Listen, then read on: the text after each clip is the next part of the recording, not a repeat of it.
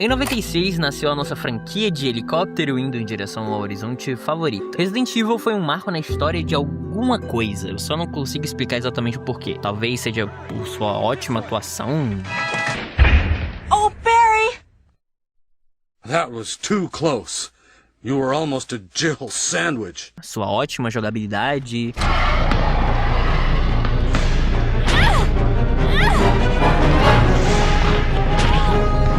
De qualquer jeito, um jogo que possuía gore e explorava temas tão adultos era meio difícil estar no mainstream da época, já que videogame era coisa de criança. Por mais que as coisas de criança dos anos 90 eram definitivamente algo. Mas a gente pode dizer que Resident Evil é a maldição da Capcom. Praticamente todos os jogos tiveram muito pé no desenvolvimento em suas produções. Tem até jogos inteiros jogados no lixo por decisões do Shinji Mikami, mais de uma vez. Resident Evil é tipo o marco para o quão potente os hardwares da época eram. E como a franquia mudou muito, o conceito de Resident Evil se alterou ao longo das gerações. Se você perguntar para alguém mais velho que jogou na infância, ele provavelmente seria descrito como um jogo lento, de resolver puzzles e sobreviver com recursos limitados. Pelo menos até certo ponto, contra criaturas desconhecidas e difíceis de lidar. Já se você perguntar para alguém que jogou o 6, essa pessoa vai acabar te descrevendo o roteiro de algum Velozes e Furiosos. Com zumbis, eu acho. Com o tempo, criou-se esse conceito do que de fato é um Resident Evil aos modos antigos da franquia. E hoje eu quero te contar como que essa franquia quase morreu e como que ela renasceu dos mortos, por mais irônico que essa frase seja. Welcome to the family, son. Se a gente analisar os 3 primeiros jogos principais, a gente vê um certo padrão. Em todos esses jogos, você se encontra como alguém vulnerável no primeiro momento. No sentido de sem saber o que aconteceu e com poucos recursos para se defender. Uma faca, uma pistola e muita força de vontade. Sempre envolvendo algo grotesco e desconhecido. Eu não descreveria Resident Evil como um jogo de terror, por mais que o terror seja um dos temas mais presentes do jogo. O horror do survival horror é justamente ao que você vai sobreviver. Não era um jogo sobre zumbis, era um jogo sobre o que tem depois dessa porta. E de fato, depois de um tempo, os zumbis nem importavam mais, virava só um inconveniente, sabe? Passar por um corredor cheio de zumbis é mais um motivo pra você gastar balas pra eles não encherem um saco do que qualquer outra coisa. Daí a Capcom vai no meio do jogo te coloca uma cutscene de um bicho novo e grotesco e agora você não quer mais olhar pra isso na sua tela. Esse é o motivo do medo atrás da porta agora. E agora as suas 7 munições de shotguns parecem tão inofensivas. De toda forma, isso descreveria o looping de gameplay de todos os clássicos, ou a franquia inteira. Mas chega um ponto que controlar um personagem como se você estivesse controlando um tanque de guerra ou um cavalo fica um pouquinho insuportável. Ainda mais quando um novo console lança, a época é os anos 2000, e você lançou um jogo às pressas no último trimestre do ano passado. E você tá praticamente indo pro seu 6º jogo inteiro da franquia principal. Sério, é meio ridículo como essa série teve problema de desenvolvimento. Então é nessa época que o Shinji Mikami estava prestes a revolucionar como o mundo enxergava em terceira pessoa. E também, mesmo sem saber, ele estava prestes a criar o tipo de fã mais insuportável.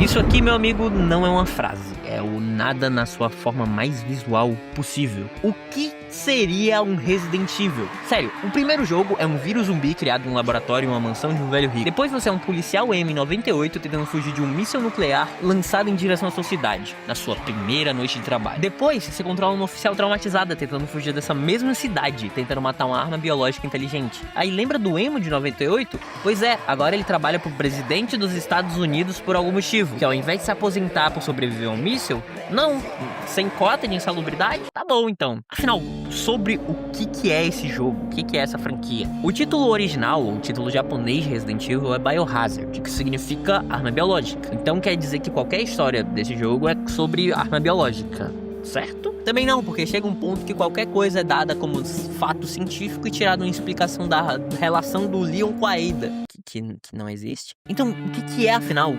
Sobre o que é essa franquia? Por que uns jogos são considerados Resident Evil e outros não? Calma, vem comigo. Resident Evil 4, mesmo sendo muito diferente dos outros jogos, no nível que, tipo, a beta desse jogo gerou um hack and slash. A beta de um survival horror lançou um hack and slash. De qualquer forma, mesmo o 4 sendo muito distante dos clássicos, ele é um jogo muito bom. Querendo ou não, tem os elementos de um Resident Evil. Tem as ervas, tem a máquina de escrever, as munições e balas diversificadas, inimigos genéricos e inconvenientes e depois inimigos novos e aterrorizantes. O horror também estava presente. Porém, eu acho que o centro da mudança do 4 é o protagonista. Nos clássicos, você mesmo com todas as armas fodonas era vulnerável ao mundo que tinham te colocado. Sofria qual tal um civil. Por mais que a resiliência passe um pouco do ponto, você ainda era uma vítima. Mas em Resident Evil 4, o Leon é uma máquina de matar pessoas. Com chute, tiro, jiu-jitsu. O mano enfrentou um exército e saiu com uma cicatriz de faca do jogo inteiro. E ele enfrentou mais de uma vez o diabo na Terra. E mesmo assim é final feliz e missão concluída. Você não é mais uma vítima, você não é mais um sobrevivente dessa história. Você é o herói. Isso é algum tipo de problema? Sim, porque survival horror ainda é um gênero e não tá escrito de graça, entende? Geralmente, pra uma história funcionar, mesmo que um filme de terror, você não espera um Rambo como protagonista. Geralmente é uma vítima, com sorte ou inteligência demais, que tava no lugar certo, na hora certa. E às vezes, por ironia do destino, mesmo que sem querer, você acaba resolvendo o problema. Como a Claire em 98 não era uma semideusa com 2 metralhadoras pra cada lado. Ela só tinha uma. Ela era só uma garota inconsequente numa Harley Davidson em busca do irmão perdido. E isso parece a sinopse de uma sessão da tarde. Ela só era a alma doce que a Sherry precisava. Sherry essa que é meio que o motivo disso tudo rolar. Mas sem querer, isso é o tipo de coincidência que o roteiro precisa pra funcionar. E não tem problema. Mas quando o cara é forasteiro de uma região com uma pistola, uma faca e um desodorante, e ele mata um exército de moradores rurais hostis com um garfo e serras elétricas, isso passa um pouco do ponto, entende? Mas o problema é, você não consegue não gostar desse jogo por conta disso. Isso foi gerado de uma forma tão bem feita que você gosta dos heróis. Funcionou, parabéns, nós gostamos de heróis. Quem não gosta? E o problema foi esse. Nós gostamos. Tem um certo problema quando você despretensiosamente cria um herói e cria uma história boa com ele. Ele cresce. E se você não crescer junto com ele, a ideia dele fica ridícula. Um herói, ele precisa de outro desafio. E um mais difícil, um vilão mais desafiador, mais forte. Porque ninguém quer ver a mesma história 2 vezes. Todo mundo gosta de novidade. Então o resultado é Resident Evil 5. A gameplay cresceu, agora o seu parceiro é útil, mais ou menos.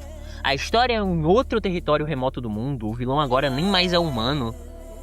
Nem o herói. Tudo em Resident Evil 5 é demais. Tudo é mais agressivo e mais intenso pra tentar ampliar o sentimento de choque do R4. E só não rola, tá ligado? A história fica absurda e por mais que a bizarrice seja praticamente o cerne dessa série, existe um ponto em que a suspensão de descrença não se sustenta mais.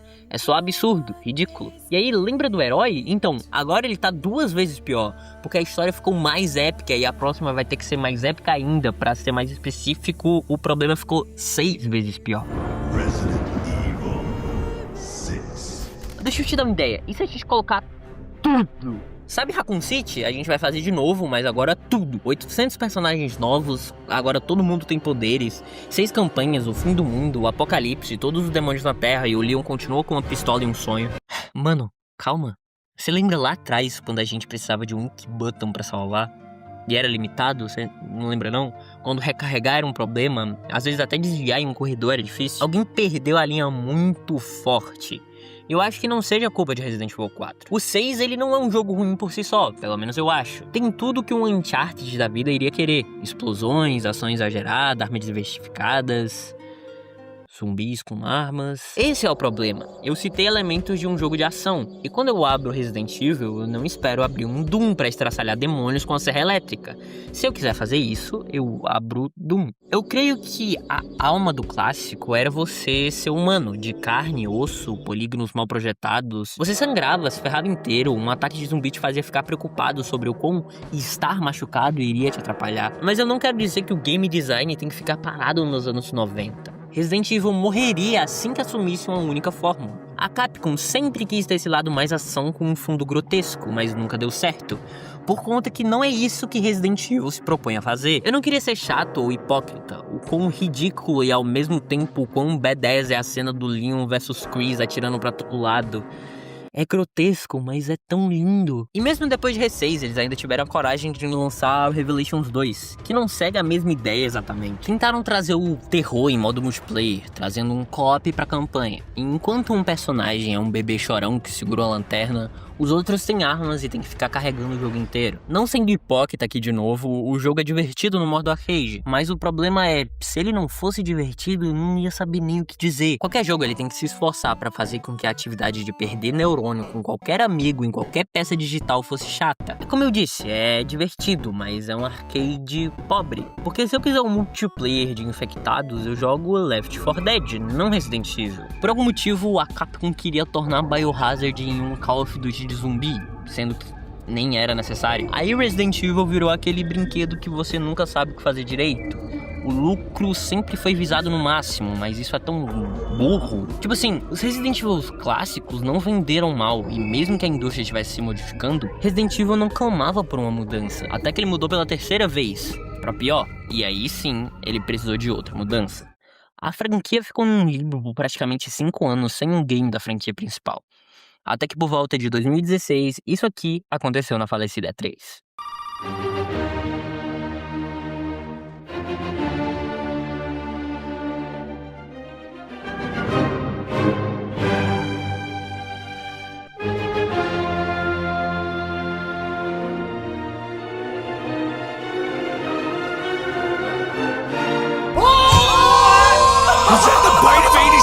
Por mais impressionante que os gráficos sejam, ou mesmo a atmosfera direto de um filme de terror dos anos 80, que foi justamente o que o diretor Koshi Nakanishi se inspirou pra fazer. Diretor esse que, curiosamente, também dirigiu Resident Evil Revelations 2. O que me leva à dúvida de o que deu errado no Revelations 2? Somente mais uma prova de que quase sempre é o objetivo, a metodologia que os produtores são obrigados a seguir por conta de uma versão deturpada da realidade de alguns engravatados que entendem sobre videogame. De qualquer modo, Resident Evil 7 dava um respiro e um contraste absoluto com os demais games dos últimos anos. E talvez esse seja o porquê Resident Evil 7 deu certo. Dessa vez não é uma história sobre um agente do governo em um local vasto e desconhecido. Aqui você é um civil comum, preocupado com sua esposa desaparecida em uma área remota distante da cidade. Tudo bem que esse mesmo civil esperou 3 anos por alguma notícia e na primeira oportunidade colocou os pés na estrada para um local remoto dado por um e-mail de sua até então esposa desaparecida, que podia ser facilmente um e-mail falso mandado por hackers ou até pior. Eu conheço um certo jovem que foi encontrar a web namorada no interior do Paraná e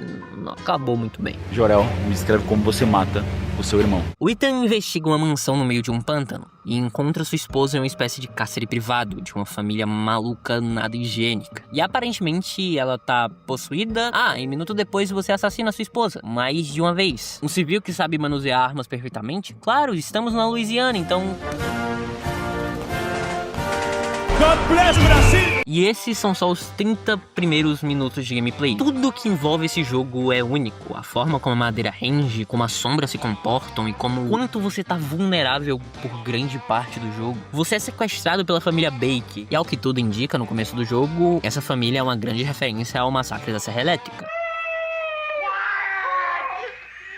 Então você é meio que jogado numa casa de supostos canibais e no primeiro momento você é indefeso completamente, tendo de se esgueirar ou fugir. E diferente dos outros jogos da franquia, um perseguidor aqui é inteligente e consciente. O Jack é completamente malicioso e cruel, ele não quer te matar porque ele já conseguiu fazer isso. O que resta é o sadismo de ver a vítima lutando pela própria vida, afinal não tem muita coisa pra fazer no interior. E esse é o ponto. Aqui você volta a ser a vítima de algo maior. Aqui você luta não pra desbancar uma empresa farmacêutica do mal. Você tá querendo entender o que houve com a sua esposa, ou mesmo sair vivo desse inferno. Na época que o jogo foi anunciado, muitas dúvidas rondavam nos fãs. Resident Evil se transformaria num Outlast? Seria um jogo sobre fantasmas, alucinações? Entraria então Resident Evil 7 na vibe da demo PT e viraria um Silent Hill da vida? E pra compensar, a Capcom sustentava essa dúvida, colocando fantasmas nas demonstrações do jogo. E mesmo que tenha sido só um easter egg, se fosse realmente fantasma, seria um baita conceito, mas também não entraria no que Resident Evil é. Às vezes a Capcom podia só lançar uma nova franquia de terror sobrenatural, né? Mas é claro, uma nova IP não lucra mais que um Resident Evil. Resident Evil não era sobre fugir porque você tava indefeso. Era sobre lutar porque esse era o único jeito de se manter vivo. E a maior sacanagem de Resident Evil 7 é trazer ambientes comuns no seu dia a dia. Pra você ficar com medo depois de jogar o jogo. Ficar com medo de virar na esquina e se deparar com um senhor de meia idade sem camisa. É, de fato, um cenário assustador. Reset foi uma revolução por conta de fazer o básico bem. Mesmo com suas falhas, os itens escassos, puzzles e locais trancados, quase como um Metroidvania com vai e vem de itens, o prazer de ir descobrindo como abrir cada porta, ou aprender a usar o mapa a ponto de usar ele pra desviar dos inimigos e ludibriar ele, eles. Esse game usa o gore pra te enojar e, de fato, da primeira vez que você joga é chocante, eu digo até mesmo traumatizante. A mudança pra primeira pessoa é usada aqui mais como uma desculpa pra jumpscares que só funcionam em primeira pessoa. É pra sentir, te conectar a um homem sem rosto ou personalidade pra sentir a dor dele. Não é à toa que você joga em primeira pessoa. Eu senti essa dor. É uma forma de te aproximar do terror do protagonista. Quem sofre é você. Aí a Capcom pega tudo isso e joga no lixo e faz o Resident Evil Village. Um jogo com estética insana. Até demais, mas que se perde mais uma vez. O problema da Capcom Resident Evil é o fato que as histórias precisam de seus personagens para se sustentar. Você tem que ver a 15ª continuação de mais cenas do Leon explodindo cabeças, porque senão não é Resident Evil. Eles fizeram uma fórmula autodestrutiva, de que toda história tem que ser mais épica que a outra. Isso funciona para Dragon Ball, Dungeons and Dragons, Velozes e Furiosos, mas quando você quer fazer uma história contínua sobre armas biológicas, você não pode evitar que o mundo acabe a cada jogo. Ponto é, o mundo nunca acaba. E no fim é sempre uma história sobre isso. Um herói que dá um jeito de parar um projeto de anos e o mundo continua girando. Mesmo com a cidade inteira destruída por um vírus zumbi. Pera, eles vão voltar pra essa história? Meu Deus. Não sendo hipócrita aqui, eu amo Raccoon City. Mas para pra pensar, toda a série Resident Evil é sobre Raccoon City. E não me entenda mal, Raccoon City é a estrelinha de Resident Evil. E é sim uma ótima história. Inclusive, metade dos jogos da franquia principal se passaram em Raccoon City ou era um prólogo. Essa foi a fração do mundo que a Capcom decidiu acabar, mesmo que somente por um território. O que foi deixado lá? E aí, finalmente, ela entendeu que a gente ama sim a ação dessa franquia. Tiro, explosão e manobras, elas serão sempre bem-vindas. Mas em um jogo onde existe uma ameaça maior que o protagonista, não faz sentido ele ser o herói. Pelo menos não o único. A escolha de dividir a gameplay assim como ela vem fazendo desde os anos 90 e dessa forma agradar ambos os públicos, assim a ação ficando com o Leon e o terror ficando com a Grace, e meio que sinceramente eu acho que essa é a solução. Desde que a parte que o Leon não seja o Rambo imbatível e sim um sobrevivente experiente, tudo bem. Resident Evil Requiem lança daqui a uns 7 dias. Eu tô com grandes expectativas pra esse jogo. E por algum motivo eu sinto que dessa vez a Capcom vai ter a coragem de acabar com o mundo. Talvez essa seja a primeira vez que os heróis falham. Sim, eu lutei muito contra esse termo nesse vídeo. Mas querendo ou não, a Capcom criou sim heróis. Pra quem a gente torce, heróis que perderam tudo no processo. Pessoas quebradas e traumatizadas que continuam lutando não porque eles têm uma determinação ilimitada, mas por talvez entender que o que separa o cotidiano banal de um banho de sangue são eles. Em meio a desacertos e fracassos, Resident Evil se mantém de pé, porque tem alguma coisa nessa história que não me deixa abandonar ela. A gente se vê em Requiem, talvez daqui a muito tempo que eu vou demorar pra jogar. Fato meio broxante.